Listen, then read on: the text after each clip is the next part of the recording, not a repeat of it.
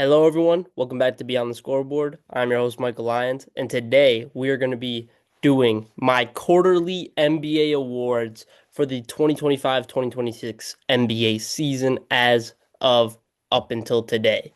Now, there are going to be some questionable people on the list for some of these. One of the biggest ones is Defensive Player of the Year. Um, Technically, Victor Wembanyama is capable of being the defensive player of the year throughout the whole season, but I took in consideration quarterly awards as it is for the regular NBA season, and like you have to play like 73 or 75% of the games. He has not done that so far. I think he's missed 50% of their games. I believe he's played in 12 games and they've played 13 games without him after last night's win against the Los Angeles Lakers. So, Defensive Player of the Year, there will be no not Evan Mobley. There will be no Victor Wembanyama. But let's get right into it. We're gonna start with MVP, and I have for some of these awards, I have an honorable mention, but I have a top three for each award. And to start with MVP, I have an honorable mention of Luka Doncic. He's having averaging 35, 9, and 9 on 47% from the field, 34% from the three-point line on a really good Los Angeles Lakers team that lost a pretty good game last night to the San Antonio Spurs with no Victor Wembanyama. Again, Luka's leading the league in points right now, having a super efficient year on a top seeded team in the Western Conference. Just the guys above him are having a more dominant or impactful season that some people didn't expect coming out. Luka, we know who he is coming into this year with all this newfound uh, respect and changing his diet and his body style so he can be the guy to run this Los Angeles Lakers team when LeBron James wasn't out or was out, and then him and Austin Reeves have turned into quite the duo in the NBA this season. But he didn't sneak into my top three due to the man in Detroit, Motorcade. Cade Cunningham is number three on my MVP list, averaging 27.5 points per game, 6.5 rebounds, 9 assists per game. He's the heart, he's the engine, he is everything for the Detroit Pistons team that is the top seed in the Eastern Conference right now. And yes, the Eastern Conference is a little bit weaker this year with no Jason Tatum, with no Tyrese Halliburton, but there's still some really strong teams in the Eastern Conference. And as I've spoke on before, 2 years ago, if you told somebody that this Detroit Pistons team would be number one in the Eastern Conference 25 games into the year, nobody would believe you. So I believe that Cade really deserves to be in the top three for MVP this year. It's just so tough. I wish he could have a conversation of him actually being the MVP, but there is a pretty significant gap between Cade and who's number two and number one on this list, just because they are either having historic years or they are on a historically dominant team. So now we will get to the top two of the MVP. Number two is Nikola Jokic. He's averaging a triple double. He's having an even better year than he was last year when so many people argued that he should have won MVP. But there is one man that is ahead of him. But just speaking on Nikola Jokic, I mean, the Nuggets are an amazing team in the Western Conference, but they cannot get anywhere close to OKC, who's number one in the Western Conference. But Nikola Jokic is doing everything he can to keep this team dominant in their own right. And it comes a lot from him. I mean, he's shooting 61% from the field, 41% from the three-point line on a guy that is the playmaking, the scoring, and the rebounding on one of the best teams in the entire NBA. He does everything and he does everything so efficiently. It's it's really hard not to put him at number one just due to his the stats and how good his team really is. But you have the man, the reigning MVP, Shea Gilgeous-Alexander. He's number one in my MVP rankings so far. I believe if the season ended right now, he would win MVP. He's on a 24-1 Oklahoma City Thunder team, a historically dominant Oklahoma City Thunder team. And he's averaging 32 and a half points per game, 6.5 assists a game, on 56% from the field, 45% from the three-point line, and 88% from the free throw line. He is almost in the 50-40-90 club, which would just cap off how dominant he is as a scorer. I get all the people that like to complain about the foul baiting. This man's never led the league in free throw attempts at all in his career. He's led the league in free throw makes, but attempts, he's not led it. And it's just to a certain extent, Shea gives me some of the James Harden from his MVP season of people just want to hate on him because he doesn't get it. He is an amazing scorer, but he does get to the free throw line. He gets easy buckets for himself. So people always want to discredit somebody for doing that when it takes a skilled and aggressive player to get to the free throw line and make them at an 88% clip. And when he is not leading the league in attempts, how can you argue that he's just a free throw merchant and that he relies so heavily on it when if you take a percentage of his points, he only gets 9 points a game off free throws out of his 32. So if you take away free throws or cut him in half, he's still a 25 plus scorer in the NBA with no free throws. So Shea, Oklahoma City Thunder are so dominant. There's a lot of people on this list for the Oklahoma City Thunder for different awards throughout, but he is really just leading the most one of the most dominant teams we have seen and arguably could be the most dominant team we've seen throughout all of NBA history because 24-1 so far in this season. J-Dub just recently came back, so they are just getting better as they are already on this crazy winning streak. Last night they beat the Phoenix Sun by like 41 or 40, some crazy amount in the NBA Cup. That's a team that has been thriving early on this season with now they did not have Devin Booker last night. Obviously that takes a hit, but they scored 89 points against the Oklahoma City Thunder. Dominant defense, dominant offense with Shea Gilgeous-Alexander leading the way for them. I don't see how you can't have him as your MVP. I get Jokic, but man, the dominance of this Oklahoma City Thunder team has to be taken into account, and that he is the leader of that team. He's the MVP once again. Now moving on to Defensive Player of the Year, like I was talking about, Victor Wembanyama is not going to be on the Defensive Player of the Year race for me so far because if you take into account he's already missed 12 games, you can miss 17 games throughout the whole season to be eligible for Defensive Player of the Year and MVP and all that. He is already far past that 24, 25 games into the NBA season.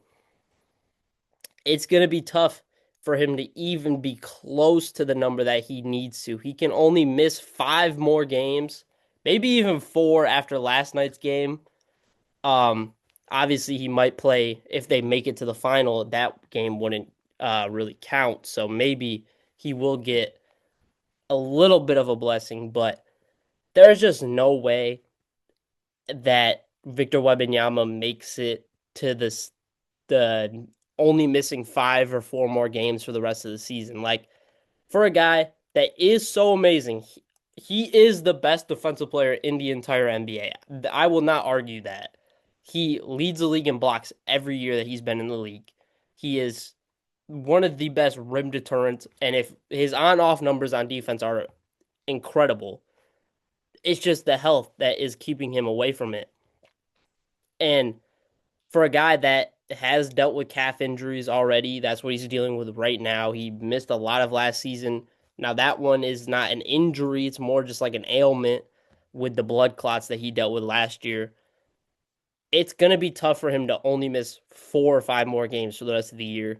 I don't see it happening. One twisted ankle, one sore calf again. He's missing 5 or 6 more games in a row, and he's just not eligible for Defensive Player of the Year at that point. So that's why I left Victor Wembanyama off my Defensive Player of the Year list. And going back to what I said, like at the start, you do have to play 75% of games, I believe that's what the mark is. And he's only played 50% through the quarterly awards. So I think I had to keep it fair and even like they do in the NBA with the fact that you have to play these amount of games to be eligible for the award or a percentage of the games to be eligible for the award. So I left Victor Wembanyama off the list. It feels sad to say once again that he just won't be able to win it, but I have to leave him off. Now to my honorable mention for Defensive Player of the Year, I have Scotty Barnes. Scotty Barnes is leading a Toronto Raptors defense that has been really solid to start this year. It's been a reason why they are one of the better teams in the Eastern Conference to start the year. Now, obviously, in the last couple weeks, they have fallen off a little bit, but they're still a pretty solid and strong defensive team with no RJ Barrett. And if you just look at the names and the skills of some of the guys around Scotty Barnes, there's not a lot of defensive upside with this team outside of him. Jakob Poeltl is all right on defense. RJ Barrett's pretty solid on defense, but he's missing some games right now. So Scotty is really in the starting lineup, one of their only real defenders, and he's doing an incredible job, still averaging nearly 20 points per game. Now, obviously, that doesn't account for the Defensive Player of the Year, but he's averaging 1.5 blocks a game and 1.5 steals a game. So about 3 stocks a game for Scotty Barnes. He's been incredible. The Raptors have been incredible. Obviously, they are on a little bit of a down stretch right now, but hopefully they can turn it around once they get a little bit more healthy with RJ and coming back. And Emmanuel quickly obviously was dealing with the sickness the other night against the New York Knicks, which they lost in the NBA Cup. Still, really solid start to the year for this Toronto Raptors team. Could continue to go up from here if they get healthy, if they make a move. But Scotty Barnes has been the heart and soul of that defense. So I believe he deserved a nod for Defensive Player of the Year. Next up, at the number 3 spot and my third vote for Defensive Player of the Year, I got Evan Mobley, the reigning Defensive Player of the Year. The Cavaliers have been very disappointing to start the year. They're turning it around as of late a little bit, but Evan Mobley is continuing his dominance on the defensive end of the court. Over 1.5 blocks a game right now. His on and off numbers are really solid, and he's just one of the best rim deterrents, one of the best shot blockers in the entire NBA. He's started to get to the point where he can move his feet on the perimeter a little bit better, which I love to see. But not much to really say. Evan Mobley is still one of the better defenders in the entire NBA, and I believe he still deserved a nod. But number 3, due to the Cleveland Cavaliers still having a pretty down start to the year, but that could quickly turn around, and I could see Evan Mobley shooting up my list all the way up to number 1 once again, maybe. Next up, for second, I have Bam Adebayo for Defensive Player of the Year.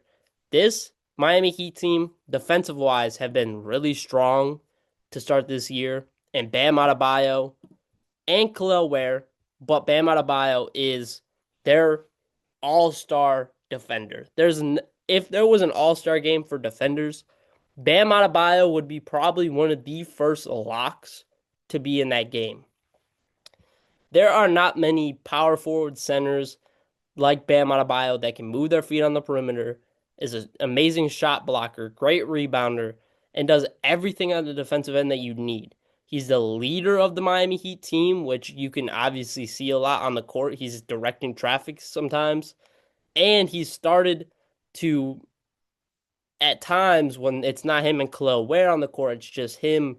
You see him switch his mode from when Khalil Ware's on the court, yeah, I can play a little bit more perimeter wise and just be kind of a free safety at some point because I have Khalil Ware back there who's going to be the shot blocker. But then when Khalil Ware goes off the court, I have to be a shot blocker, and he has one of the best defensive IQs in the entire NBA. He knows exactly where to be all the time, and I love watching Bam Adebayo play defense. And the Miami Heat, again, another team that's surprising some teams early, and it's partially due to Bam Adebayo's defense and the Miami Heat as a whole as a defensive group. But Eric Spoelstra, obviously, Miami Heat culture, they breed a lot of really good defenders. Bam Adebayo is one of those defenders.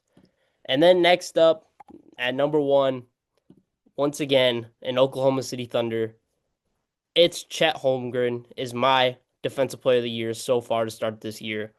I mean, he's having an incredible season on the defensive end, having an incredible season overall.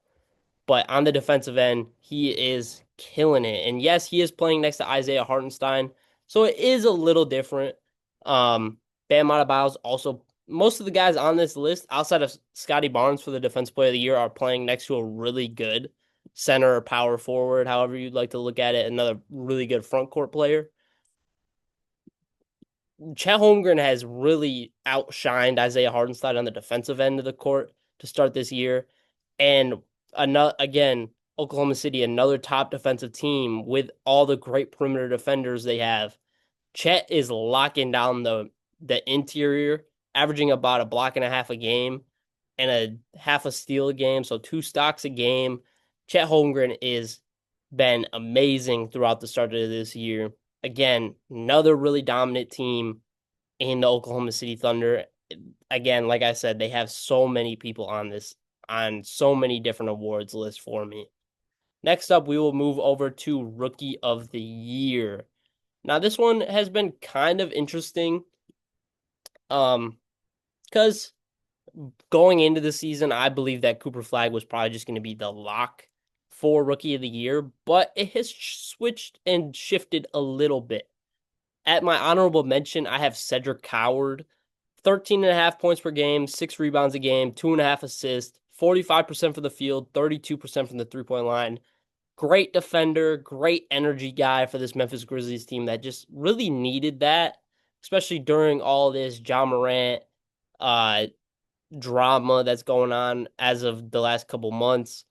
Jaren Jackson Jr. being in and out of the lineup at times. Moving on from Desmond Bane, he has shown flashes of being a pretty solid scorer and a really good defender at times. So Cedric Coward has been one of the steals of the draft, I believe. Um, I think he's going to be one of those people that in the next couple of drafts, people are going to be like, who's the next Cedric Coward? Who's going to be the next guy that just comes in instantly, being a little bit older of a rookie? It's going to come in instantly and be a great rotational piece for us, for a team that thinks that they are competitive. And they are a competitive team. They're not getting blown out by a lot of people, but they're not a playoff caliber team or a championship caliber team. Cedric Coward has been killing it all season long. Only reason why he didn't make the top three is he doesn't have the flashes of the guys that I have above him, really.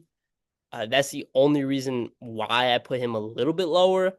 I do think his value as a basketball player is higher than the guy right above him.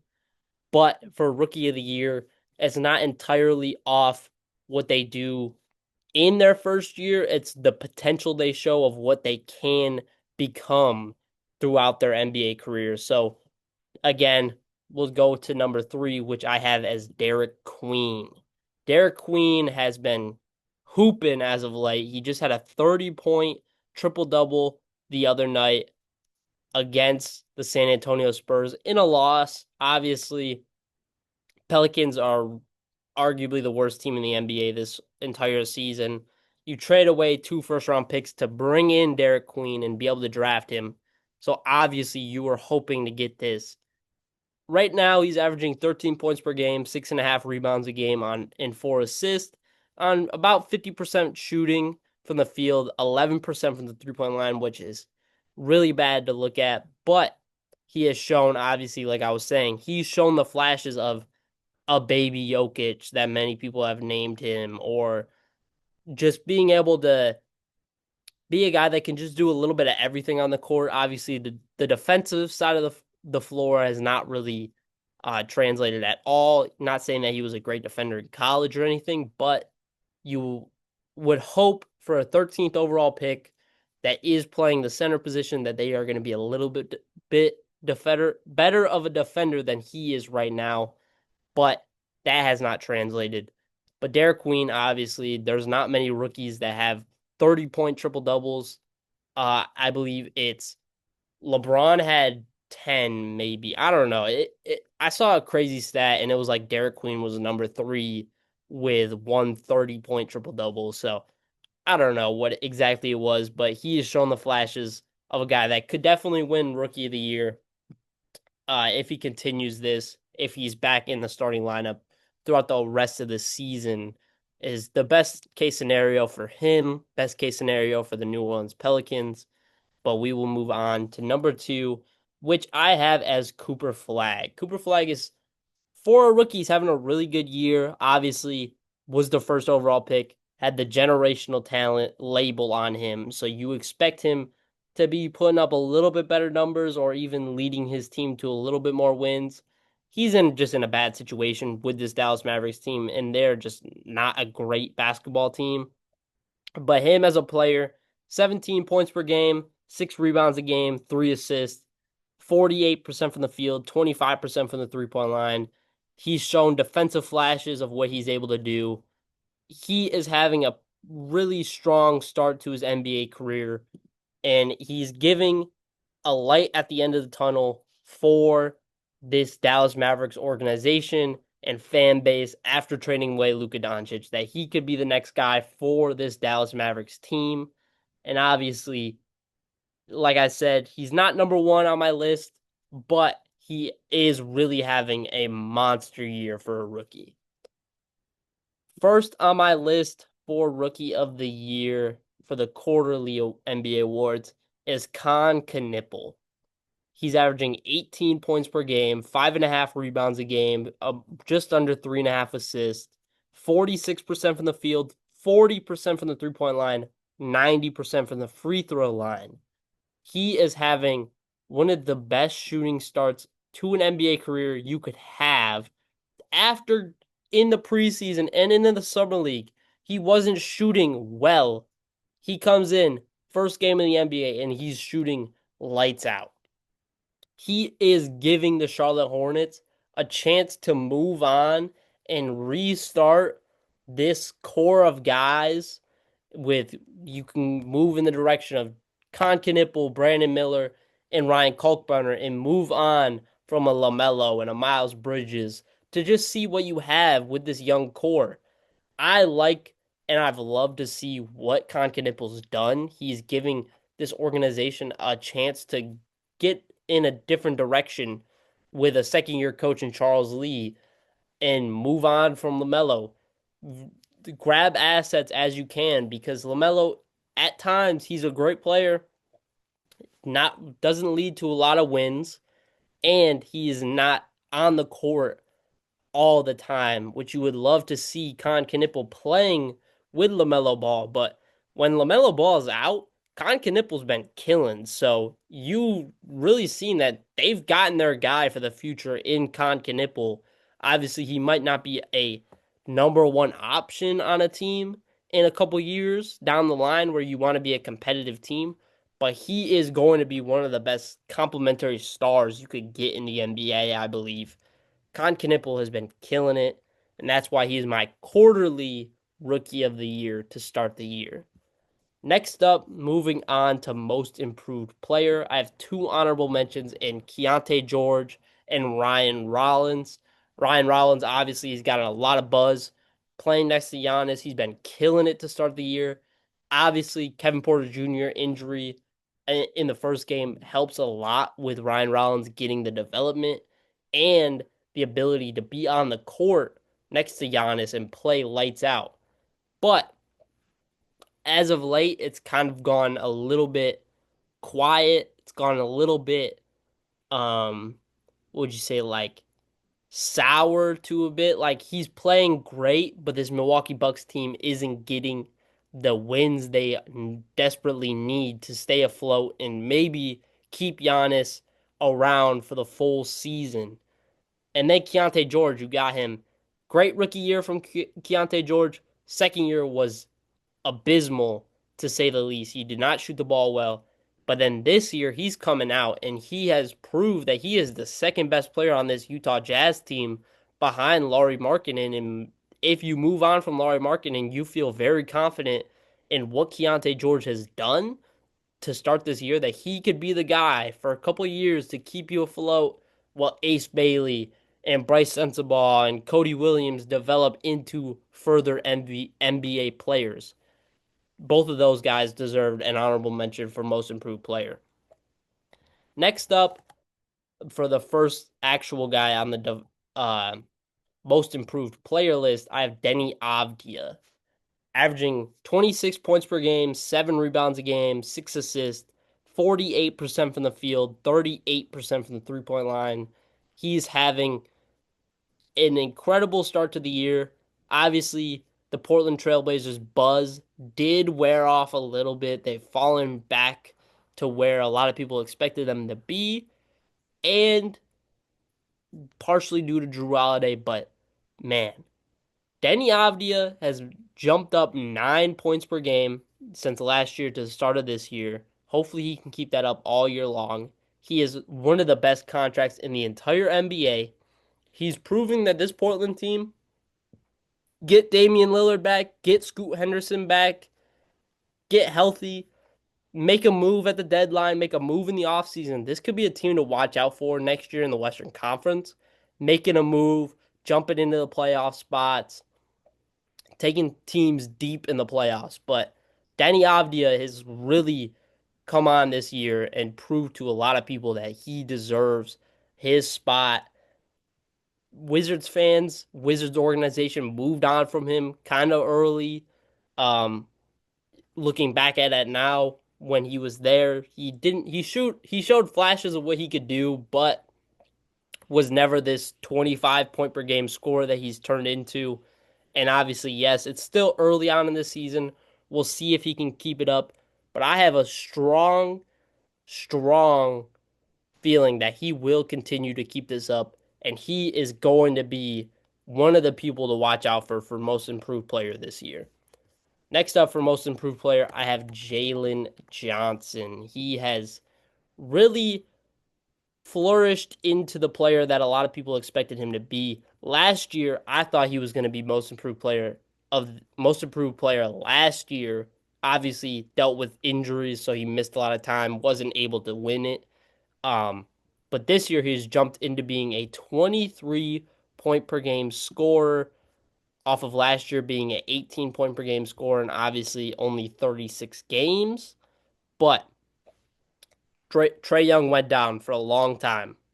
Jalen Johnson has proved to everybody that he could be the guy in Atlanta. And now there's conversations. What does Atlanta do? Do they move in the direction of just having this defensive identity and have Jalen Johnson be their guy? Or do they have Jalen Johnson be their guy and keep Trae Young to be one of the best complementary players and playmakers for him?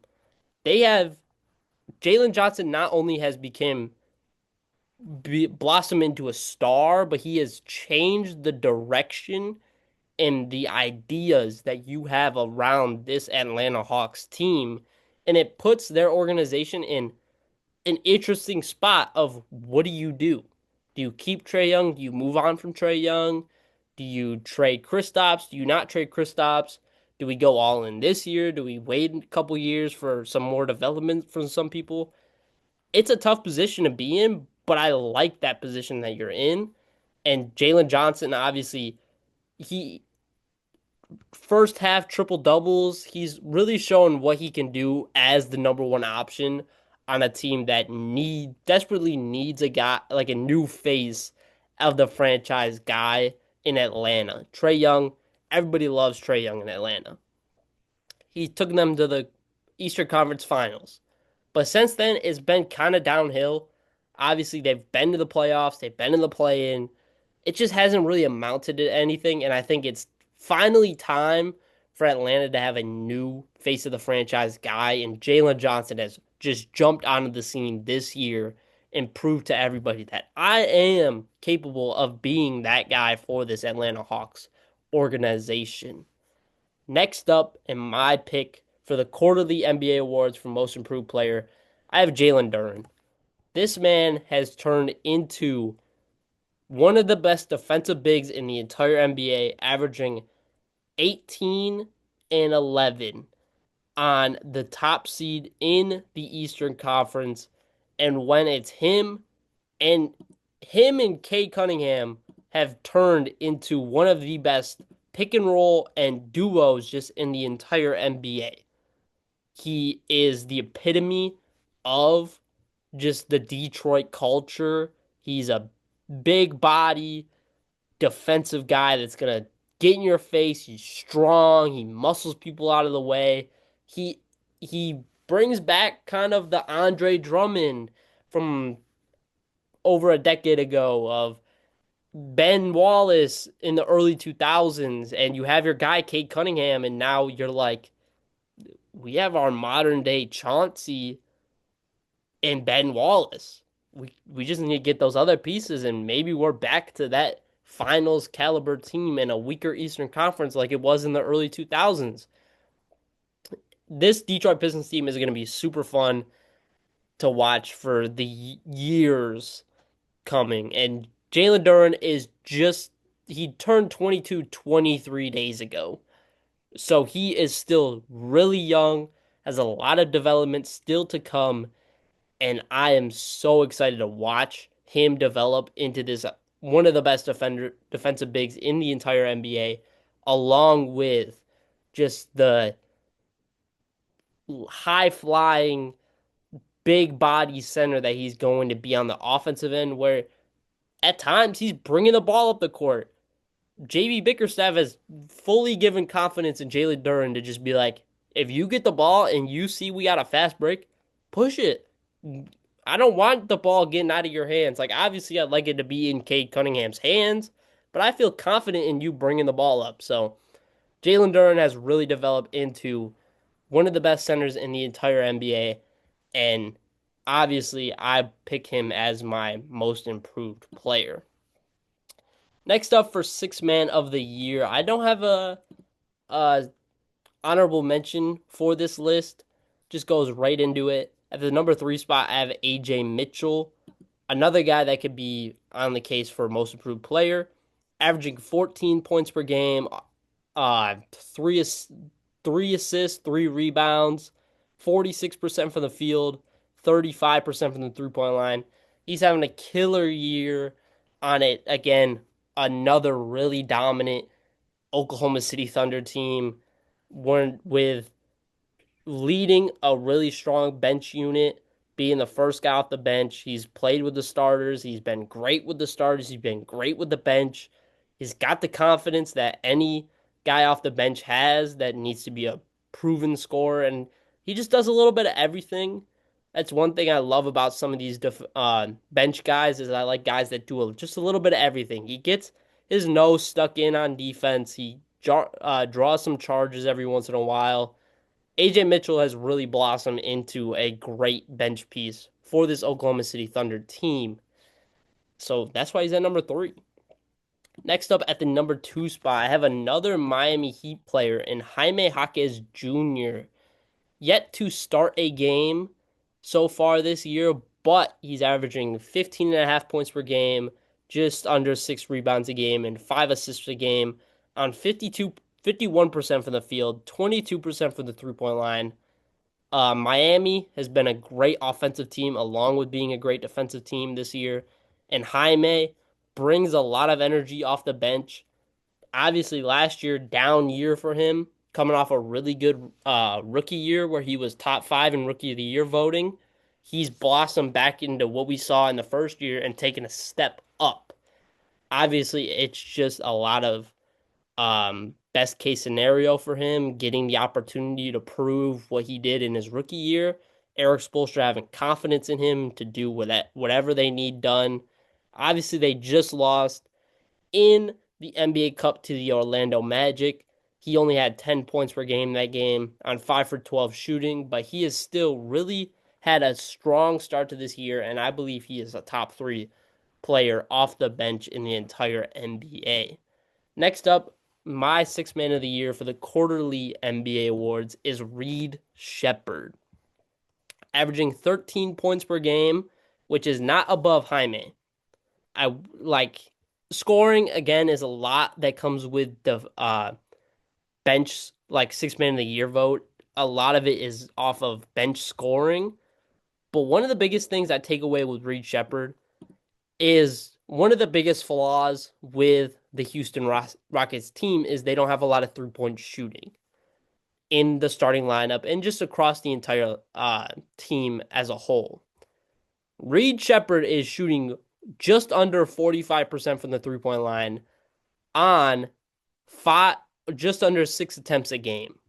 He is having a monster shooting year, and this is what this Houston Rockets team needed. This is why they are looked at as being a top three team in the Western Conference, a team that could definitely push a Denver Nuggets team, push past an Oklahoma City Thunders team to go to the NBA Finals this year. It's off of Reed Sheppard having this amazing start to the year shooting wise that some people were hoping and praying could happen.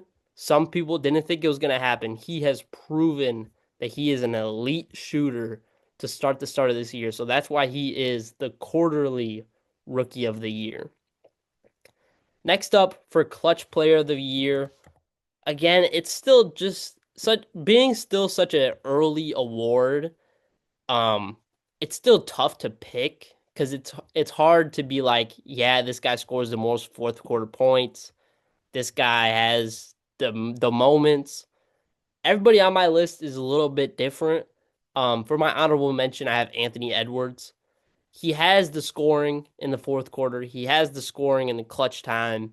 He has the moments throughout his career and throughout this year. It's just the Minnesota Timberwolves haven't been able to pull some of those games out. That is the only reason why he is in the honorable mention for me because he has the scoring. He has the moments. Like I said, he's hitting clutch shots. He's playing clutch defense as well. Anthony Edwards is a guy that is a ultra competitor in the NBA. We've seen that countless times where he's blocking shots while hitting his head off the rim. So you know what you're expecting from Ant-Man in the clutch. It's just this Minnesota Timberwolves team hasn't been able to close out a lot of those games, and it's not entirely on Anthony Edwards, but I think you do have to take a little bit of that into account when talking about clutch player of the year. So that's why Anthony Edwards is the honorable mention. Next up at number three, I have Nikola Jokic. Obviously, he's on clutch player of the year, and I think he always will be because when it's going down the stretch of the game, Jamal Murray might have a lot of the scoring, a lot of games. You're going to see a lot of moments from Jamal Murray, like we've seen in the playoffs in the past against the Lakers and the Warriors and all that. But Nikola Jokic, again, with just the IQ he has, he is always making the right play. And I think that does have to get brought into account for clutch player of the year.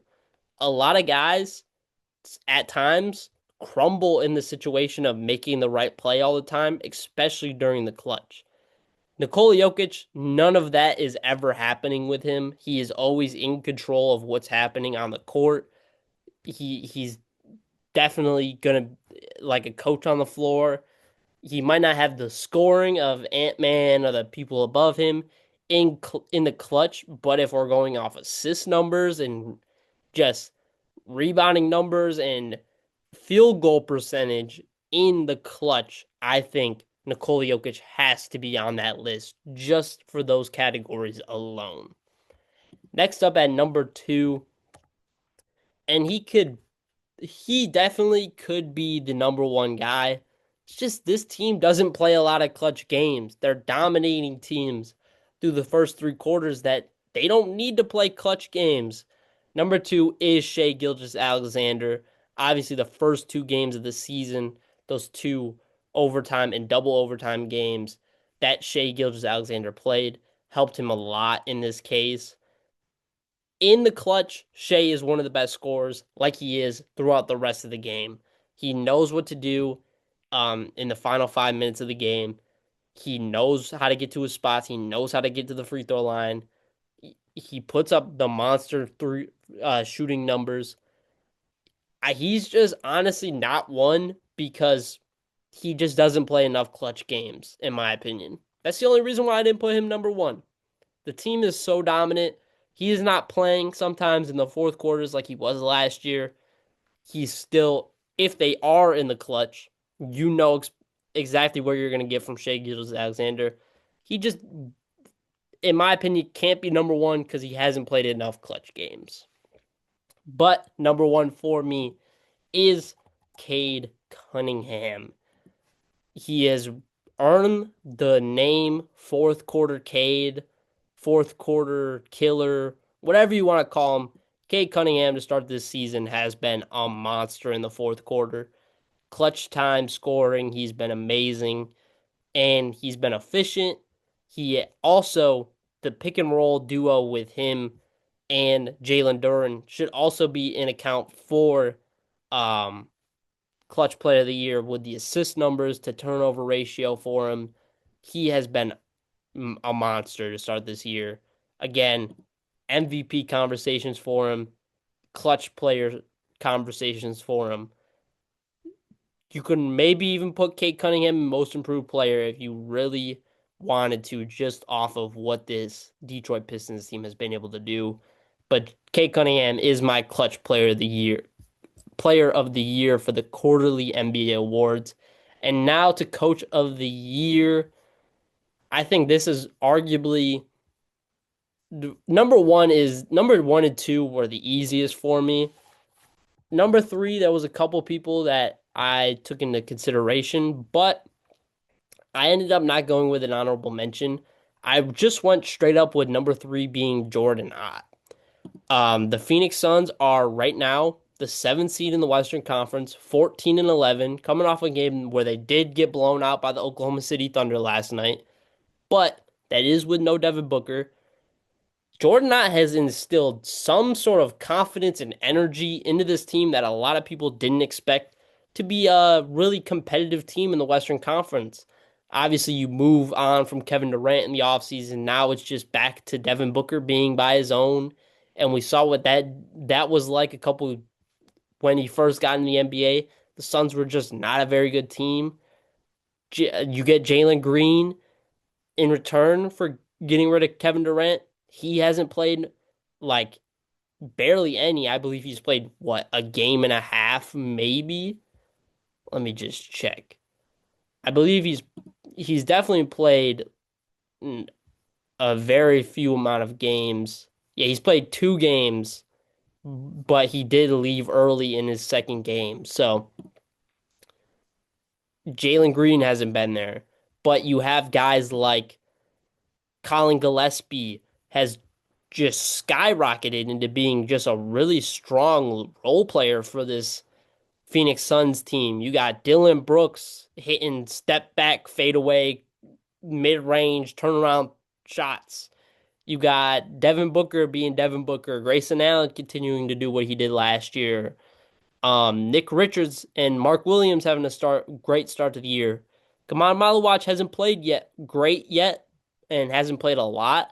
Hopefully he can get back into the lineup and into the rotation. But this Phoenix Suns team has just been really competitive. and a lot of people didn't expect it. So that's really why I put Jordan Knott as number three in Coach of the Year.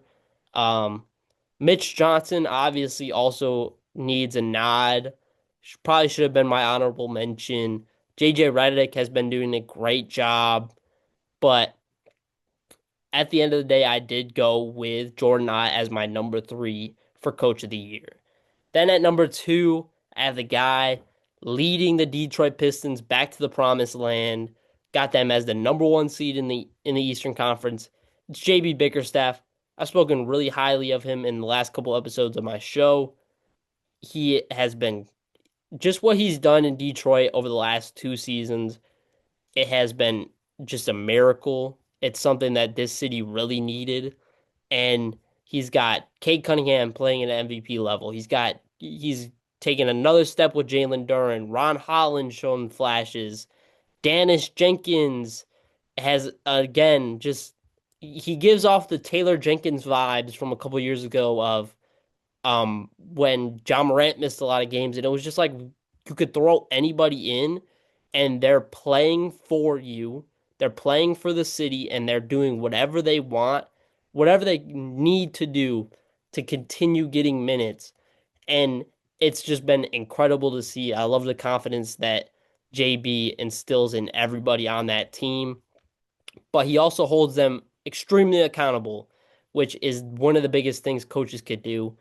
He's taken that next step from being a play-in team to then or sixth seed last year to the number one seed in the Eastern Conference, which a lot of people did not expect, despite the Eastern Conference being weak. So he deserves the nod. I wish I could give him Coach of the Year, but Coach of the Year for the quarterly awards has to go to Mark Daignault. I mean, there's not much to say. The Oklahoma City Thunder are 24-1. They're on pace to be one of the most dominant teams in NBA history. Coming off a year where they just won 68 games. They're even better than they were last year. There's just not much to say.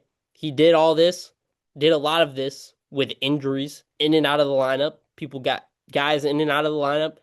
His second best player, Jalen Williams, J Dub, missing a significant amount of the time, and he has them at a spot where they're 24-1. Their only loss to the Portland Trailblazers when Drew Holiday went crazy in the clutch, hitting just every three-pointer he put up. It's been an incredible start to the year for a lot of people, but nobody any more than the Oklahoma City Thunder as a whole. But that has been my quarterly NBA awards. Keep up with the NBA Cup. We have Spurs versus the Oklahoma City Thunder on Saturday night. Maybe Victor Wembanyama will be back for that game for a trip to the NBA Cup Finals. And then we have the New York Knicks versus the Orlando Magic.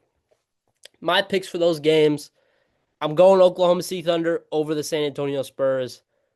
Even if Victor Wembanyama plays, I think he might play a limited amount of time first game back and over 13.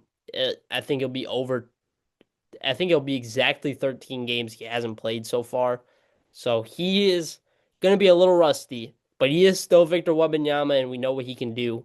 I still feel really confident in the Oklahoma City Thunder being able to pull out that game, go to the NBA Cup final, which they lost last year. So they got a little bit of revenge and a little bit of something to prove in the NBA Cup. Especially all these guys want to win it for each other, give each other a little bit more of a bonus on their um, money. And then for the Knicks and the Magic, I really liked what I saw from the Magic in their game against the Miami Heat and what Desmond Bane did. No Franz is really going to hurt them. They did just play the Knicks on Saturday or Sunday, and Cat didn't play really good. So I think I'm going to go with the Knicks to squeak out a game against the Orlando Magic. and then it'll be the Knicks versus the Oklahoma City Thunder in the finals, and I got the Oklahoma City Thunder winning the NBA Cup. But that has been my NBA Cup predictions. Did it last week, do it again this week. And then that has been my quarterly NBA awards. Let me know your thoughts and opinions, and stay tuned for more NBA content in the weeks to come. I hope you guys enjoyed. This has been Beyond the Scoreboard, and I am your host, Michael Lyons.